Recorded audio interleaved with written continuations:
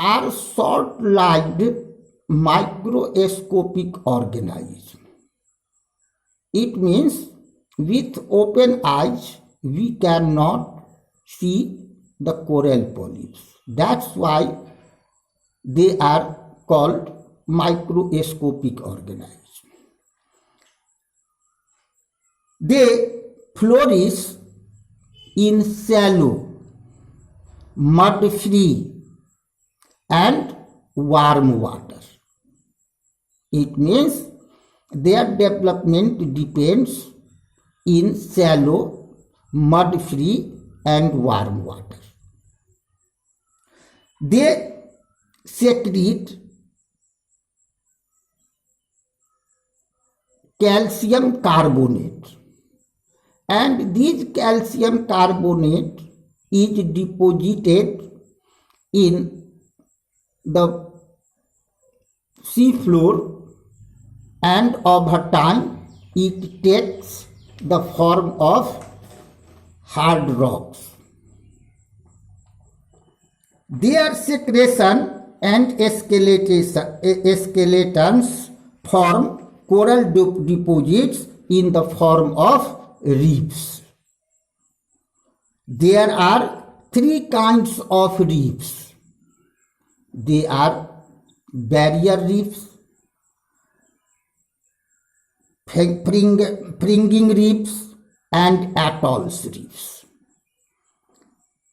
Australia's Great Reef is an important example or prominent example of the barrier reef, while atolls and fringing reefs are circular and horse-shaped coral reefs.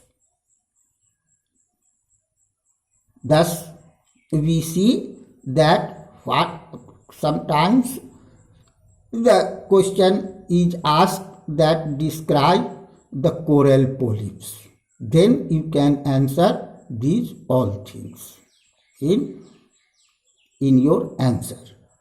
Now we come to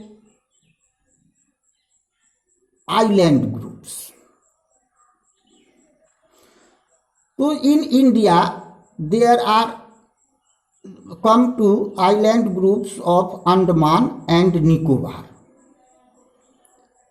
Another group of island in India is the Andaman and Nicobar, located in the Bay of Bengal. It means Andaman and Nicobar Island group is located in the Bay of Bengal. They are bigger in size and are more numerous and scattered. It is divided into two broad categories. The northern part is called the Andaman and southern part is called the Nicobar. They are, or it is believed that Andaman and Nicobar Islands are elevated portion of the submarine mountains. It means as we find mountains on the crust, earth crust, on the geography on the surface of the land, similarly there are numerous mountains under the seas. So it is believed that Andaman and Nicobar Islands are portions of the submarine mountains.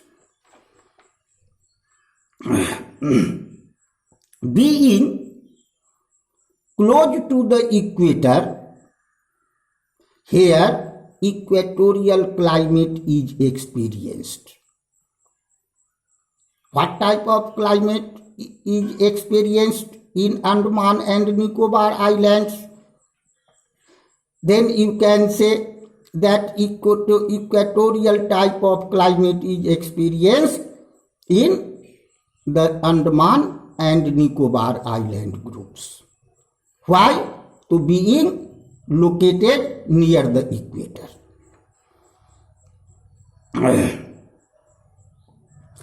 It has thick forest cover as well as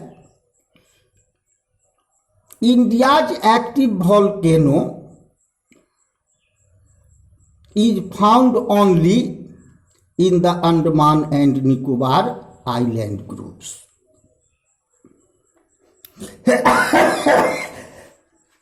Thus we see that different physiographic features highlight the unique feature of the country. Each region complements to other and makes the country richer in natural resources.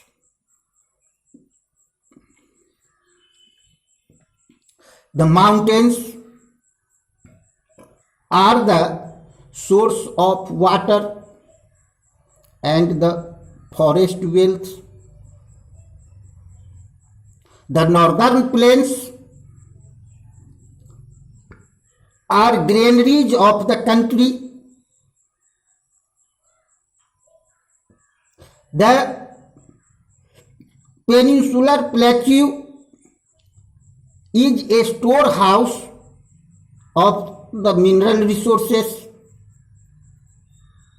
which has played a crucial role in industrialization of the country as well as the industrial development.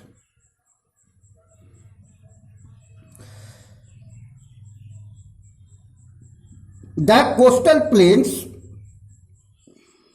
and the island groups provide fisheries and port activities.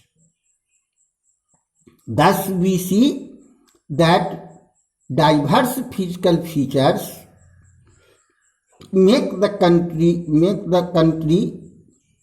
unique and play very important role in its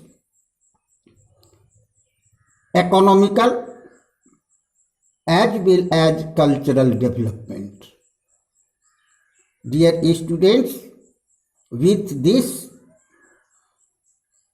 class the chapter 2 is finished, and in next class we will begin the last chapter of the syllabus before half yearly examination, the drainage system of India. Thank you. Okay.